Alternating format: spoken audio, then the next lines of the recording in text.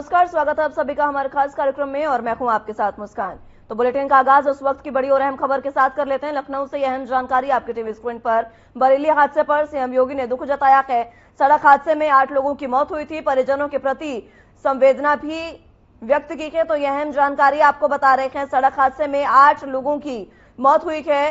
परिजनों के प्रति संवेदना व्यक्त करते नजर आए हैं सीएम। यह अहम जानकारी आपको बता रहे हैं। बरेली हादसे पर सीएम योगी ने दुख जताया है और इस दौरान उन्होंने परिवार के प्रति संवेदना भी व्यक्त की है। आपको बता दें कि बरेली में सड़क हादसा हुआ और इस हादसे में 8 लोगों ने अपनी जान गंवाई और इन जान गंवाने वाले लोगों के प्रति सीएम योगी ने दुख व्यक्त किया है और उसी के साथ बता दें कि परिजनों के प्रति भी संवेदना व्यक्त की।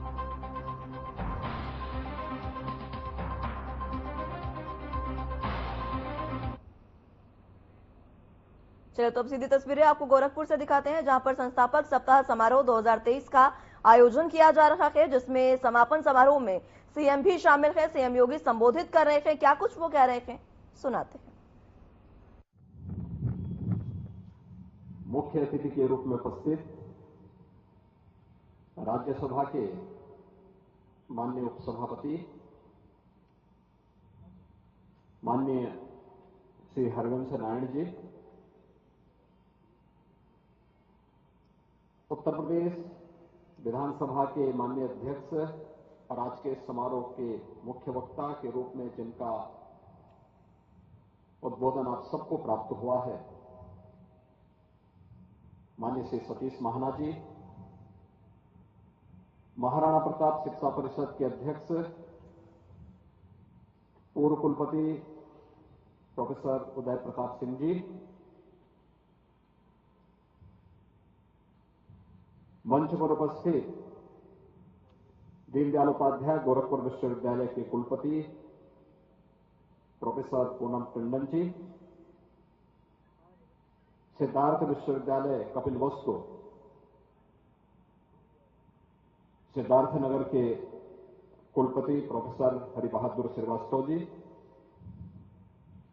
महायोगी गोरखनाथ विश्वविद्यालय के कुलपति major general doctor Atul Vajpayee जी,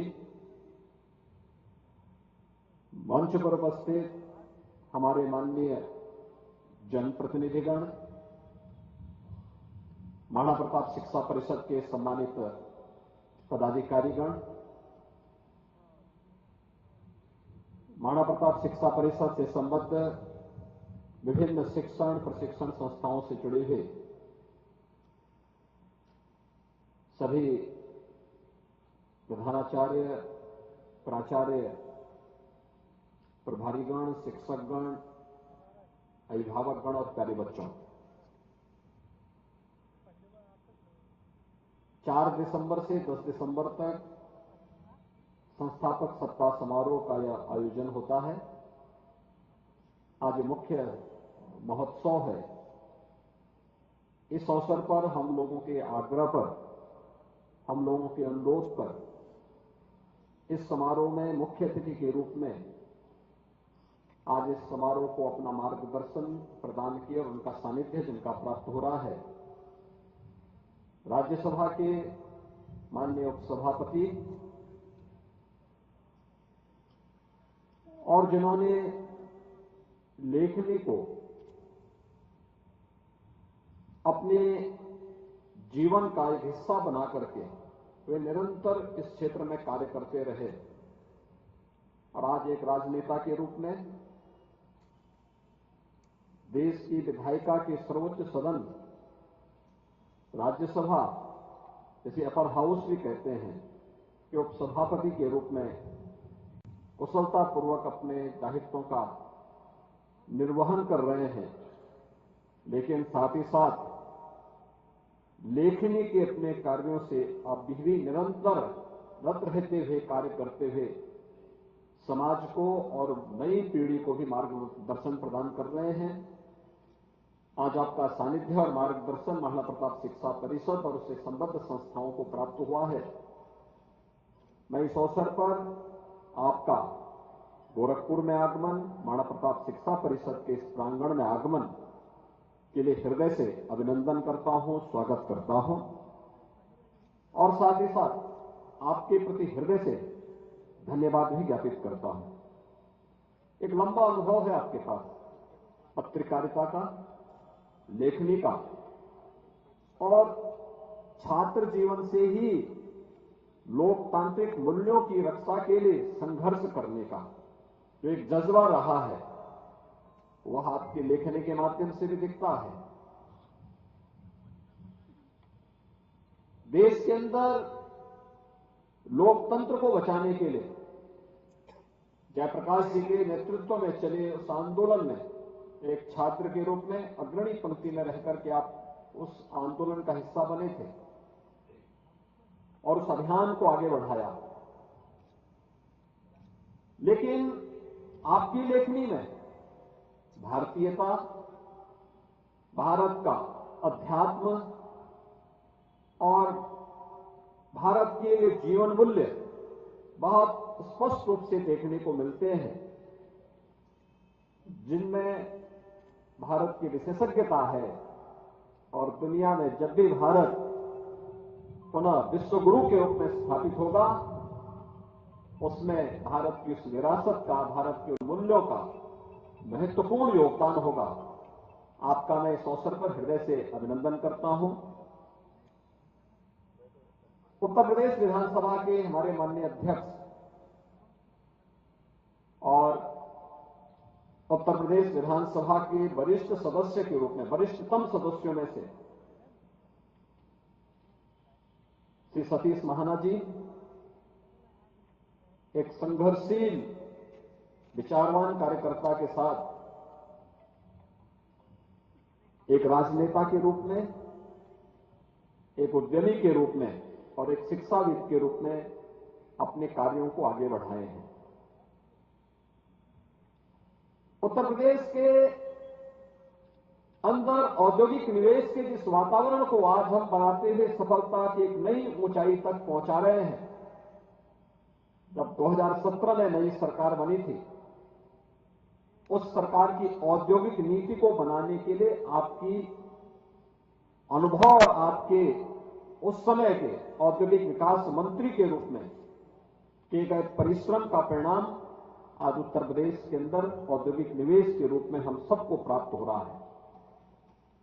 इसके साथ ही जो महत्वपूर्ण तथ्य है, देश के अंदर लोकतंत्र के जो महत्वपूर्ण स्तंभ हैं, विधायिका, कार्यपालिका और न्यायपालिका। विधायिका कैसे विचारों के मंथन का केंद्र बिंदु बन सकता है, कैसे हम वहां पर विभिन्न विचारों को एक मंच पर, एक स्थल पर सुन सकते हैं और उसको एक डिबेट का माध्यम बना करके विकास के साथ आगे बढ़ा सकते हैं। आपने पिछले 1.5 वर्ष के अंदर उत्तर प्रदेश विधानसभा की कार्रवाई को चलते हुए देखा होगा। बहुत शांतिपूर्ण तरीके से गंभीर चर्चा पर चर्चा का केंद्र बिंदु बनता है। यह आज उत्तर प्रदेश के अंदर देखने को मिल रहा है।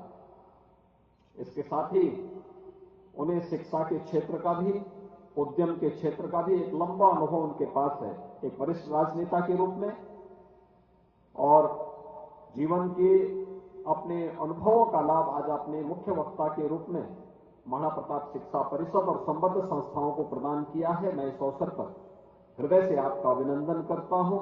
आपकी प्रति हृदय से महाराणा प्रताप शिक्षा परिषद की ओर से धन्यवाद भी ज्ञापित करता हूं। आधी आबादी के महत्व से भारतीय जनता पार्टी बखूबी वाकिफ हो चुकी है। इसी बीच लोकसभा और राज्यों के विधानसभा चुनावों में महिलाओं के बढ़े वोट परसेंट को पार्टी अपने पक्ष में लगातार रखना चाहती है। इसको लेकर राजधानी में प्रदेश बीजेपी कार्यालय पर 8 राज्यों के महिला मोर्चा पदाधिकारियों को प्रशिक्षण दिया जा रहा है।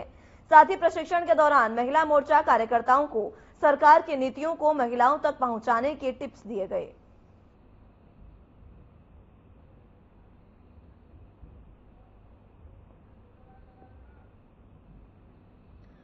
तो बता दें कि बीजेपी कार्यालय में महिला मोर्चा की बैठक हुई। इस दौरान महिला मोर्चा पदाधिकारियों को बैठक में कई तरीके के प्रशिक्षण दिए गए और खासकर और महिलाओं को किस तरीके से पार्टी में शामिल कराया जाए और पार्टी का जो कार्य महिलाओं के लिए कर रही है वो कार्य किस तरीके से आम महिलाओं तक पहुंचाए जाएं, उसको लेकर अलग अलग तरीके के टिप्स महिलाओं को दिए गए।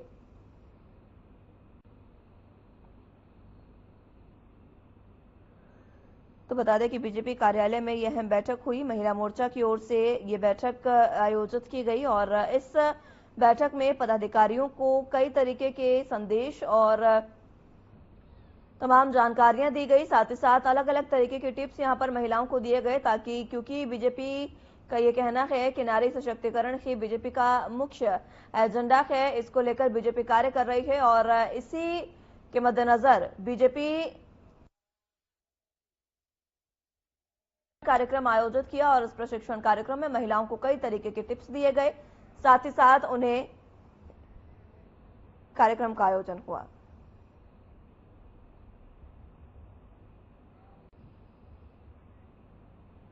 उत्तर प्रदेश के मुख्यमंत्री योगी आदित्यनाथ गोरखपुर के दौरे पर हैं। इस दौरान बाबू चतुर्भुज की प्रतिमा का अनावरण उन्होंने किया। अनावरण के समय सीएम योगी आदित्यनाथ ने संबोधन भी किया। आज यहां पर उपस्थित विशिष्ट अतिथि के रूप में उपस्थित प्रोफेसर हरिकेश सिंह जी, भारतीय जनता पार्टी के क्षेत्रीय अध्यक्ष श्री सहजानंद राय जी, माननीय विधायकगण श्री राम चौहान जी, राजेश त्रिपाठी जी, जिलाध्यक्ष युधिष्ठिर सिंह जी, किसान मोर्चा के प्रदेश अध्यक्ष श्री कामेश्वर सिंह जी, पूर्व विधायक राघवेंद्र सिंह जी, उपाध्यक्ष बीज विकास निगम श्री राजेश्वर सिंह जी, प्रबंधक जवाहरलाल नेहरू स्नातकोत्तर कॉलेज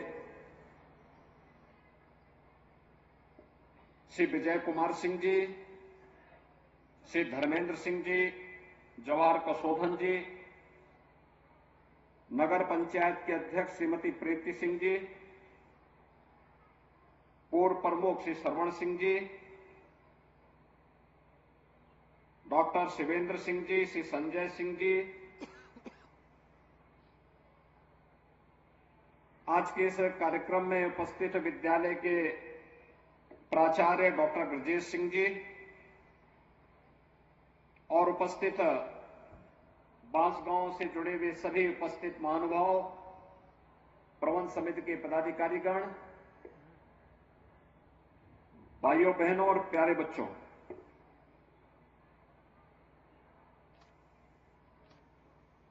गोरखपुर के प्रमुख समाज सेवी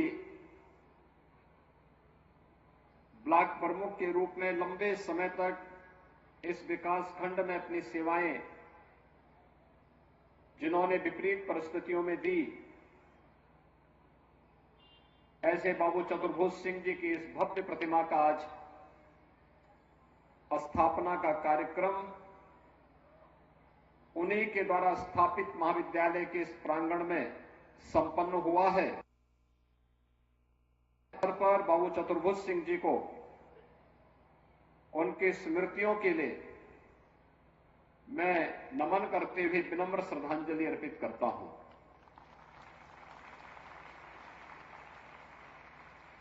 आप सब जानते हैं वे एक वरिष्ठ समाज सेवी थे। सुख दुख में हर एक व्यक्ति के साथ खड़े होते थे। विपरीत परिस्थितियों से जूझने की एक प्रवृत्ति थी और सम और विषम परिस्थितियों में कार्य करके जनहित से जुड़े हुए मुद्दों पर प्रखरता के साथ आगे बढ़ने के लिए तत्पर रहते थे। बांसगांव क्षेत्र में ऊर्जा से भरपूर ये क्षेत्र है। बांसगांव का व्यक्ति, यहां का युवा, जब भी उसे मार्गदर्शन, उचित मार्गदर्शन मिला उसने अपनी प्रतिभा का लोहा जीवन के प्रत्येक क्षेत्र में बनाने में कोई कोर कसर नहीं छोड़ी। और बांसगांव की इस धरती से जो भी बाहर गया, यहां का प्रताप, यहां की ऊर्जा, यहां की प्रतिभा सदैव उसके साथ बनी रही। और उसका परिणाम था कि वह जिस क्षेत्र में गया वहां उसने समाज के सामने कुछ मानक गढ़े। इस बांसगांव क्षेत्र में निकला हुआ व्यक्ति बाहर तो विकास कर लिया, लेकिन बांसगांव में विकास काफी पीछे छूट गया। इसके पीछे बहुत सारे कारण थे। एक, विपरीत जो परिस्थितियां थी, हर वर्ष बाढ़ आ जाना, बाढ़ से घिरा रहना, सरकारों की उपेक्षाएं भी थी, और साथ साथ यहां पर स्वयं की प्रतिस्पर्धा इतनी प्रबल हो गई थी कि वह विकास की ओर नहीं मुड़ पा रही थी। लेकिन उन विपरीत परिस्थितियों में भी कुछ लोग थे जो यहां के विकास के बारे में सोच रहे थे, और खासतौर पर विकास शिक्षा से होगा। और इस बात को बाबू चतुर्भुज सिंह जैसे कुछ लोगों ने देखा, सुना, और यहीं पे फिर उन्होंने एक डिग्री कॉलेज की स्थापना, एक महाविद्यालय के उच्च शिक्षा के केंद्र के रूप में जवाहरलाल नेहरू महाविद्यालय के रूप में स्थापित करने का निर्णय लिया। यानी जन सहभागिता के माध्यम से शिक्षा के बड़े से बड़े केंद्र स्थापित किए जा सकते हैं, और शिक्षा के केंद्र जहां हजारों छात्रों के जीवन को मार्गदर्शन देने का काम कर रहे हैं, वहीं साथ ही साथ शिक्षा के इन केंद्रों के माध्यम से ढेर सारे लोगों को रोजगार और आगे बढ़ने की एक नई संभावना भी विकसित होती है। जिस कालखंड में सरकार का प्रोत्साहन कम था, उस समय बांसगांव क्षेत्र में डिग्री कॉलेज की स्थापना एक सपना था। विटोली में कॉलेज था, कौड़ीराम में था, गोरखपुर में था, लेकिन बांसगांव में नहीं था। और बांसगांव में उस समय जस्टिस केडी शाही जी के मार्गदर्शन में, उनके नेतृत्व में, यहां पर बाबू चतुर्भुज सिंह जी ने इस कॉलेज की स्थापना के दायित्व को अपने कंधों में लिया, और देखते ही देखते यहां पे एक महाविद्यालय बना, और आज एक पीजी कॉलेज के रूप में इस क्षेत्र में उच्च शिक्षा के केंद्र के रूप में स्थापित होकर के कार्य कर रहा है। शिक्षा का एक केंद्र बिंदु बनना अनेक रचनात्मकता को आगे बढ़ाने में सहायक हुआ। उसका परिणाम हम सबके सामने है। आज यहां पे विकास की नई नई योजनाएं आ रही हैं, विकास के नए कार्य हो रहे हैं। विकास की इस दौड़ में कोई पिछड़ने न पाए, इसके लिए लोगों ने स्वस्थ प्रतिस्पर्धा को आगे बढ़ाने के लिए अपना योगदान दिया है। ये परिणाम हम सबके सामने है, और इसीलिए जब हम यहां बाबू चतुर्भुज सिंह जी के इस मूर्ति स्थापना के कार्यक्रम के साथ यहां पे सभी सम्मिलित हुए हैं, हम लोगों को याद रखना होगा कि विकास ही लोगों के जीवन में परिवर्तन लाएगा। चाहे वह सड़क का विकास हो, चिकित्सालय की स्थापना का कार्य हो, चाहे वह हर घर नल की योजना हो। जब भी कोई विकास आता है, तात्कालिक परेशानी हो सकती है, लेकिन एक लंबे समय तक उसका लाभ समाज को प्राप्त होता है।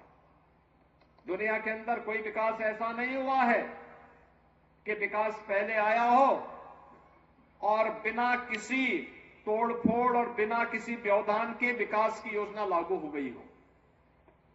हमें इन स्थितियों को समझना होगा कि हर घर नल योजना में अगर पाइपलाइन के लिए सड़क खोद करके पाइपलाइन बिछाई नहीं जाएगी तो कभी पूरी नहीं हो पाएगी। अस्थायित्व उसमें नहीं आएगा। एक प्रक्रिया के साथ जोड़ना पड़ेगा। सड़क चौड़ीकरण करना है तो अतिक्रमण हटेगा, और अतिक्रमण हटेगा तो अच्छी सड़क बनेगी, तो लोगों का आवागमन आसान होगा। हमें इन बातों को समझना होगा कि जब कहीं पे लैंड मिलेगी तो उसमें शिक्षा के केंद्र भी बनेंगे, स्वास्थ्य के केंद्र भी बनेंगे, टेक्निकल एजुकेशन और वोकेशनल एजुकेशन के भी सेंटर स्थापित होंगे, और वहीं पर निवेश भी होगा, उद्योग भी लगेंगे। हमें विकास के इन कार्यों के प्रति एक सकारात्मक रुख अपनाना ही पड़ेगा। इस सकारात्मक रुख का परिणाम हमारे सामने विकास के रूप में आएगा, रोजगार के रूप में आएगा, उस क्षेत्र के लोगों के जीवन में खुशहाली के रूप में आएगा। याद करिए कितना परिवर्तन हुआ। आज से 100 वर्ष पहले, 150 वर्ष पहले, 200 वर्ष पहले यहां की त्रासदी बन चुकी थी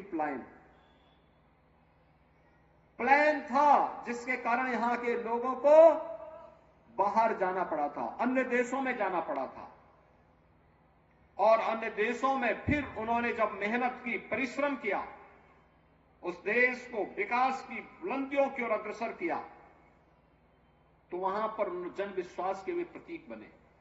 जन विश्वास के प्रतीक बने तो वहां का नेतृत्व उनके हाथों में आया। भाइयों बहनों, हम लोकतांत्रिक मूल्यों के साथ रहते हैं। जन विश्वास पर खरा उतरने के लिए जब हम अपने स्तर पर प्रयास करेंगे, उसके परिणाम भी हमारे पक्ष में आएंगे। एक संकल्प होना चाहिए हमारे जीवन का। प्रधानमंत्री जी ने आजादी के अमृत महोत्सव वर्ष में इसी बात को कहा। उन्होंने जिन पंच प्रण की बात की थी, ये पंच प्रण हर भारतीय के जीवन का संकल्प होना चाहिए। और उस पंच प्रण जो थे, उनमें सबसे पहला संकल्प है कि हम विकसित भारत का निर्माण करेंगे।